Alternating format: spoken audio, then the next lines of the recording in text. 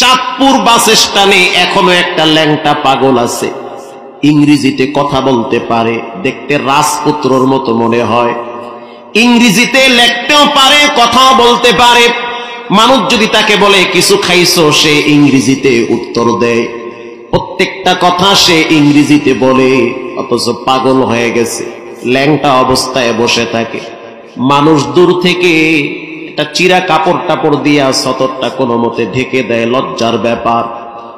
স্থানীয় মানুষগুলা বলে এই যুবকের কপালে মায়ের অভিশাপ লাগছে, মায়ের অভিশাপ এমন ভাবে লাগছে রব্বুল আলামিন পাগল বানায় দিছে। মায়ের বরদোয়া এটেম বোমের মতো কাজ করে। মা যদি খারাপ হয় তারপরও সে তোমার মা, তার সাথে খারাপ ব্যবহার করা যাবে না। মা যদি পতিতালয়ের বেশ্যা হয় তারপরও সে তোমার মা, সে থাকবে তোমার মাথার উপরে। খবরদার সন্তান, সফলতা যদি চাও মায়ের পায়ের কাছে যাও। এলাকার মানুষ বলল, হুজুর এর অধপতন হওয়ার পিছনে সবচেয়ে বড় কারণ মায়ের বরদোয়া লাগছে, ও মায়ের কষ্ট দিয়েছে। ও একজন শিক্ষিত ছেলে, মাল্টি ন্যাশনাল কোম্পানিতে চাকরি করত, লক্ষাধিক টাকা বেতন পাইত। বাবা অল্প বয়সে বিদায় হয়ে গেছে, কবরে চলে গেছে। মা এই ছেলেটা নিয়েই তার জীবন যৌবন পার করেছে। বাড়ির জায়গা বিক্রি করে সন্তানটারে লেখাপড়া করাইছে। এই সন্তান ঢাকায় গিয়া একা একা গোপনে একটা মেয়ের সাথে সম্পর্ক করে বিবাহ করেছে। বিবাহ করার পর মেয়েটারে বাড়ি নিয়ে আসছে, মায়ের সাথে রাখতেছে। প্রতিদিন মার শাশুড়ির যুদ্ধ লাগে। কখনো কখনো শাশুড়ির ভাষা খারাপ হয়, কখনো কখনো বউয়ের ভাষা খারাপ হয়। কথা ঠিক না ব্যাঠিক? দোষ দুইজনেরই কম বেশি থাকে।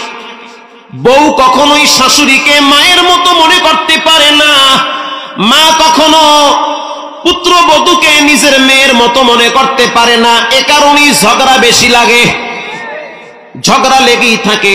বউ শাশুড়ির ঝগড়া আর মারামারির কারণে অনেক যুবকের জীবন তেজপাতা হয়ে যায়।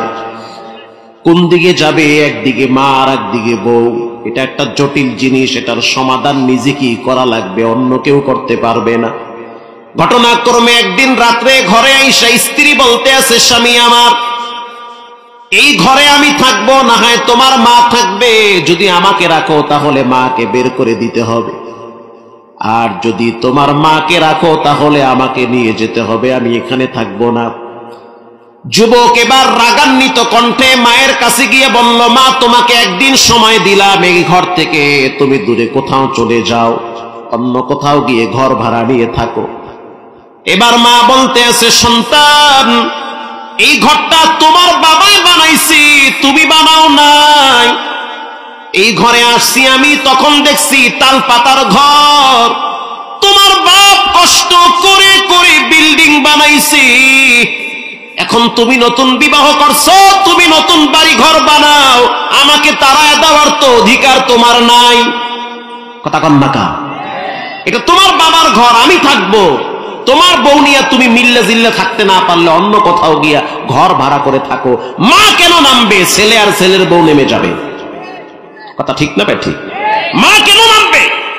সন্তান এবার রাগান্বিত হয়ে হাতে একটা খুন্তি ছিল, সেটা দিয়া মায়ের মাথার উপরে আঘাত করেছে। রক্ত বেয়ে বেয়ে পড়তেছে। মা তখন অজ্ঞান হয়ে গেল। আধা ঘন্টার মতো পড়েছিল। বউ তারে ধরতে আসে না, ছেলেও ধরে না, রাগ উঠে গেছে। ঘন্টা খানেক পর যখন সে স্বাভাবিক হলো, তাকায় দেখলো কপালের রক্ত পুরা দেহটা রঞ্জিত হয়ে গেছে।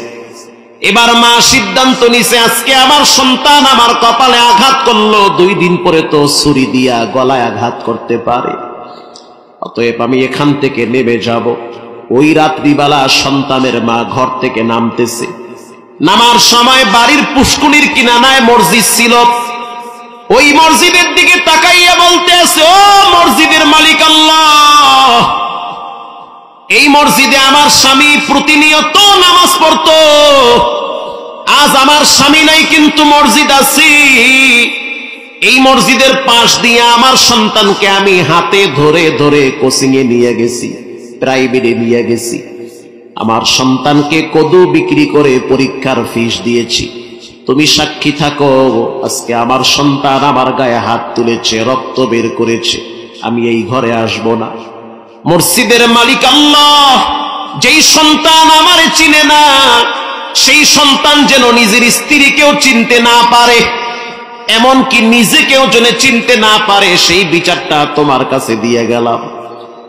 বিশ্বাস করেন, পরের দিন সকালবেলা যুবক ল্যাংটা হইয়া ঘর থেকে বেরিয়ে গেছে। আর মাথার স্ক্রু ঢিলা হয়ে গেছে, মাথায় কাজ করে না, পাগল হয়ে গেছে। বাংলাদেশে পাগল মেন্টাল, হাফ মেন্টাল আছে না? না, অনেক ধনী ফ্যামিলির ছেলে মেয়েরা পাগল, অভাব নাই। প্রিয় ভাইরা আমার, এজন্য কখনোই মায়ের সাথে বেয়াদবি করবেন না। তাফসীরের কিতাবে পড়ছি, আল্লাহর নবীর সাহাবী হযরত আলী রাদিয়াল্লাহু তাআলা আনহু তার সন্তান হাসান রাদিয়াল্লাহু তাআলা আনহুকে নিয়ে হজ করতেছে, রাত্রিবেলা তাওয়াফ করতেছে। বাইতুল্লাহর খাদেমরাও ঘুমায় গেছে। হযরত আলী রাদিয়াল্লাহু তাআলা আনহু কানে একটা কান্নার আওয়াজ পাইতেছে। আওয়াজটা এমন ছিল যে, হে কাবার মালিক আল্লাহ, হে অশান্ত দিলে শান্তি দেওয়ার মালিক আল্লাহ, তাকায় দেখেন বাইতুল্লাহর হেরেমের মুসাফিররা ঘুমিয়ে গেছে, আমি তো ঘুমাইতে পারি না। জীবনে এমন একটা বেয়াদবি করছি, ঘুমাইতেও পারি না, খাইতেও পারি না, একা একা জ্বলে পুড়ে শেষ হইতেছি। হযরত আলী রাদিয়াল্লাহু তাআলা আনহু হাসানকে ডেকে বলল, হাসান, তাকায় দেখো এটা কার আওয়াজ। হাসান ঘুরে গিয়া দেখলো আরবের এক দামি বংশের সন্তান, নাম হলো মানাজেল ইবনে লাহেক, অনেক ধনী ফ্যামিলির সন্তান। আল্লাহর ঘরের সামনে হাত পেতে বাচ্চাদের মতো কাঁদে আর বলে, আল্লাহ, যতই কান্না করি অপরাধ তো করে ফেলেছি, এটার কোনো সমাধান নাই। হাসান রাদিয়াল্লাহু তাআলা আনহু তার মাথায় হাত দিয়ে বলল, একটু শান্ত হও, এত অস্থির হইও না, আল্লাহর নবীর সাহাবী হযরত আলী তোমাকে ডাকতেছে। আল্লাহু আকবার। এবার যুবক চলে গেল হযরত আলীর সামনে, প্রশ্ন করল, মা ইউবকিকা ইয়া মানাজিল ইবনে লাহেক, কেন কাঁদো, কি হয়েছে, তোমার চোখের অশ্রু কেন বায়া বায়া পড়ে? মানাজিল ইবনে লাহেক বলেন, আমি এক সময় মদ পান করতাম, মদ পান করে যখন ঘরে আসতাম তখন আমার আব্বা আমারে বুঝাইতো, যখন বুঝাইতো তখন আমি আমার আব্বার চোখের দিকে তাকায়া গরম মেজাজে কথা বলতাম, কখনো কখনো বাবার শরীরে হাত দিতাম। ঘটনাক্রমে আমার বাবা প্রতিদিন আমাকে বুঝাইতো আর বলতো, সন্তান, আল্লাহর রাসূল বলেছে, মা বাবাকে যারা কষ্ট দেয় তারা যেন আল্লাহরে কষ্ট দেয়। মা বাবাকে কষ্ট দিলে মরার সময় জবানে কালেমা আসবে না, মা বাবারে কষ্ট দিলে ব্যবসার ভিতরে লাভ হবে না, মা বাবাকে কষ্ট দিলে প্রতিটা মুহূর্তে অশান্তিতে কাটতে হয়। অতএব তুমি আমার সাথে এমন ব্যবহার করিও না যেই ব্যবহারের কারণে রব তোমার প্রতি রাগান্বিত হয়, আল্লাহর আযাব তোমাকে পাকড়াও করে, এমন আচরণ করবা না। মানাজিল ইবনে লাহেক বলেন, ও নবীর সাহাবী আলী, আমি মদ পান করে মাঝে মাঝে বাবার পিঠের উপরে ওই যে খেজুর গাছের ছড়ি দিয়া আঘাত করতাম, বাবার পিঠ থেকে রক্ত বেয়ে বেয়ে পড়ত। একদিন ঘটনাক্রমে আমি আমার বাবার পিঠের উপরে 40টা আঘাত করছি, আমার বাবার শরীর থেকে রক্ত বায়া বায়া পড়েছে।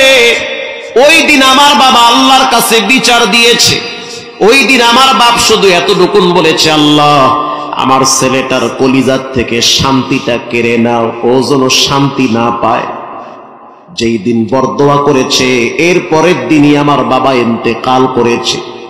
বাবার মৃত্যুর পর, বাবার লাশ কবরে রাখার পর থেকে আমার ঘুম হয় না, খানাও হয় না। ঘুমাইতে গেলেই মনে হয় বাবার ওই কথাগুলো আমার কানে ভাসে।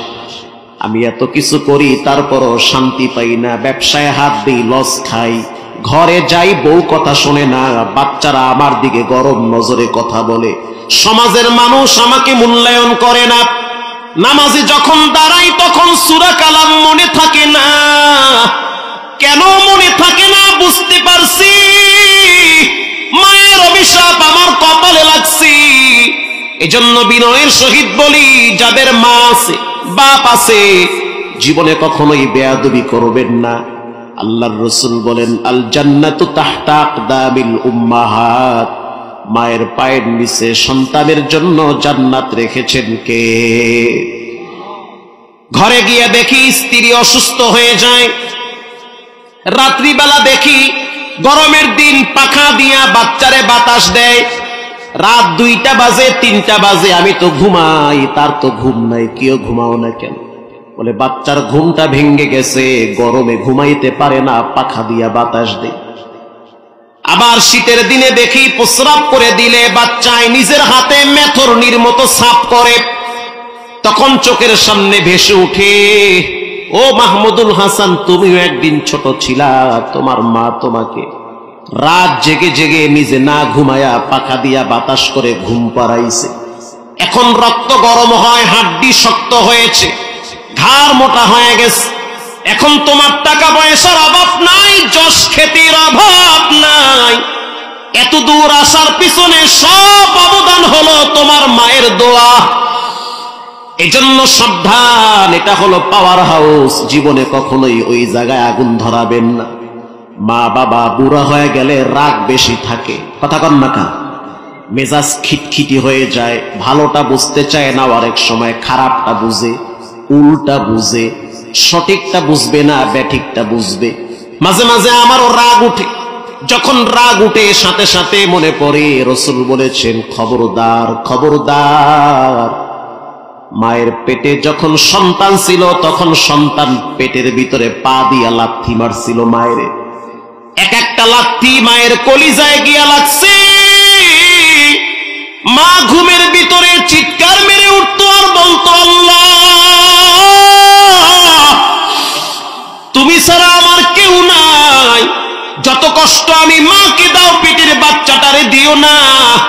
প্রত্যেকটা মায়ের হালত এমন হয়ে যায়। আল্লাহর রাসূল বলেন, সন্তান জন্ম দিতে গিয়া যেই মা মারা যায়, আল্লাহ তাআলা ওই মাকে গলা কাটা শহীদি মর্যাদা দান করে। শুধু তাই না, কোন মা যখন সন্তানকে পেটে রাখে, জিহাদের ময়দানে পুরুষ যুদ্ধ করলে যেই সওয়াব আমলনামায় জমা হয়, মা যখন সন্তান পেটে রাখে জিহাদের ময়দানে যাওয়ার নেকি আমলনামায় জমা হয়, হজের সওয়াব জমা হয়ে যায়। বুড়া মায়ের দিকে তাকাও, বুড়া বাবার দিকে তাকাও, মাঝে মাঝে তোমার উপরে মা বাবা রাগ করতে পারে, তুমি রাগ করবা না, তারা উল্টা বুঝবে, তুমি উল্টা বুঝবা না। তারা কখনো কখনো এমন রাগের কথা বলবে, তোমার মেজাজ আগুন হয়ে যাবে, মনে চাবে বাবারে একটা ধমক দেই। খবরদার, ধমক দেওয়া যাবে না। তোমার পকেটে টাকা না থাকলে, তোমার আব্বা বুড়া হয়ে গেছে, তুমি তোমার বাবার পকেটে কিছু টাকা ঢুকায়া দাও, কারণ তারও তো ছেলে মেয়ে আরো আছে, ওখানে তারও যেতে মনে চায়, ঠিক না বেঠিক? তোমার 2-3টা বোন আছে, যেমন আমার 2টা বোন আছে, 2 বোনের ঘরে 5-6টা ছেলে মেয়ে আছে।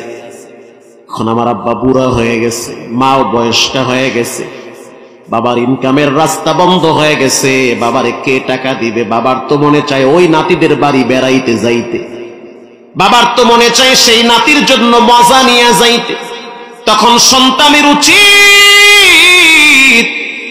নিজের ঘরে বাজার কম কইরা বাবার পকেটে গোপনে কিছু টাকা দেওয়া, কথা ঠিক না বেঠিক? এমন ভাবে পকেটে টাকা ঢুকায় দেন, বাবা যখন বুঝবে টাকাটা আপনি দিছেন, এমন একটা দোয়া করবে, আল্লাহর কসম 30 বছর সংসার কইরা ছেলে মেয়ে বউ বিবির যে দোয়া পাইছেন, তার চেয়ে বেশি দোয়া বাবার কাছ থেকে 1 সেকেন্ডে পেয়ে যাবে। আমি বাসায় গেলে, যখন আমার বাসায় মা বেড়াইতে আসে গ্রাম থেকে, আমার ছোট্ট মেয়েটার হাতে যখন 500 টাকার নোট দিয়া বলি, যাও তোমার দাদির দিয়ে আসো, আমি ফাঁক দিয়া তাকায় দেখি মা কি ব্যবহারটা করে। যখন বাচ্চা মেয়েটা মায়ের হাতে টাকাটা দেয়, মা তখন দেখি হাসি দিয়া নাতিকে জড়ায় ধরে বলে, বুঝছি তোর আব্বাই দিছে বুঝি। এবার আমার বাচ্চা মেয়েটার কপালে একটা চুমা দেয়, এমন একটা হাসি মারে, তখন মনে হয় আল্লাহর আরশে আজিম হাসতেছে। তখন বুঝতে পারছি মানুষ বুড়া হয়ে গেল টাকার প্রয়োজন হয়, কথা কন না কা? টাকার প্রয়োজন হয়। যুবক ভাই, এই বিষয়টা কখনোই মাথার থেকে হারাবা না। কখনো কখনো স্ত্রীর কথা শোনার কারণে মনে হবে আমার মা খুব খারাপ, ওটা মাথায় নেওয়া যাবে না। স্ত্রীর সাথেও ভালো ব্যবহার করতে হবে, মায়ের সাথেও ভালো ব্যবহার করতে হবে। তবে মনে রাখবে, মা এমন এক সম্পদ, মায়ের সাথে আচরণ ভালো করলে আল্লাহর সাথে সম্পর্ক ভালো থাকে, দুনিয়ার লাইনে উন্নতি লাভ করতে পারবেন। মৃত্যুর সময় জবানে কালেমা আসবে, আল্লাহর ঘরে লাব্বাইকের আওয়াজ দেওয়ার সুযোগ জীবনে একবার হবে। 2016 সালে যখন হজের সফরে ছিলাম, মাওলানা হাফিজুর রহমান সিদ্দিকী কুয়াকাটা, তিনিও হজের সফরে ছিল। ওই সময় চোখ দিয়ে দেখছি একজন রিকশাওয়ালা লাব্বাইকের আওয়াজ দিতেছে খানায়ে কাবার চত্বরে। পরে শুনলাম তিনি 2 বার হজ করতে আসছে, ঢাকায় কেরানীগঞ্জ রিকশা চালায়। আমার সাথেও দেখা হয়েছে, বাংলাদেশের অনেক আলেমদের সাথেও দেখা হয়েছে। তো তাকে প্রশ্ন করলাম এটা কেমনে সম্ভব? সে জবাব দিল 2টা কারণ। একটা হলো আমার মায়ের সাথে আমার সম্পর্ক ভালো, আমি আমার মায়ের কাছে সব সময় দোয়া চাইতাম, মা আমার জন্য দোয়া করেন যেন রব্বুল আলামিন আমাকে জীবনে একবার নবীর দেশে নেয়। আল্লাহু আকবার। এই দোয়াটা যখন আমি মায়ের কাছে চাইতাম, মা বড় খুশি হয়ে যেত। প্রিয় ভাইরা আমার, জীবনে কখনোই মা বাবার সাথে খারাপ আচরণ করবেন না, উস্তাদের সাথে বেয়াদবি করবেন না। এখানে এমন মায়ের সন্তান আছেন যে কিনা নিজের হাতে নিজের মায়ের কবরে রাখছেন, হঠাৎ এই মুহূর্তে মায়ের মৃত চেহারা চোখে ভেসে উঠেছে। মা বাবা থাকলে খাওয়ানো লাগতো, চিকিৎসা করার লাগতো। এখন আপনার ফ্রিজ বোঝাই করা মাছ, গোস্ত, ফল ফুলুর বাচ্চারা খায়, স্ত্রী খায়, মা দেখে যেতে পারে নাই, কবরে চলে গেছে। ঘরে গিয়া দেখবেন বাবার বিছানাটা খালি। আল্লাহর রাসূল বলেন, ও সন্তান, নিমুখ হারাম হইও না, মা বাবার জন্য কিছু পাঠাও। হয়তো কবর থেকে তোমার দিকে তাকিয়ে আছে আর বলতেছে, বাজান জেলাপি নিয়ে বাড়িতে যাবা, মেলার থেকে খাবার নিয়ে বাচ্চাদের মুখে দিবা। আমি মা কবরে পড়ে আছি, আমার জন্য কি পাঠাইলা? কিছু পাঠাও। আল্লাহর রাসূল বলেন, মা বাবার জন্য যখনই কোনো সন্তান কিছু পাঠায়, রব্বুল আলামিন ওটা মায়ের আমলনামায় পৌঁছায় দেয়, মা তখন শান্তি পায়। এই মজমার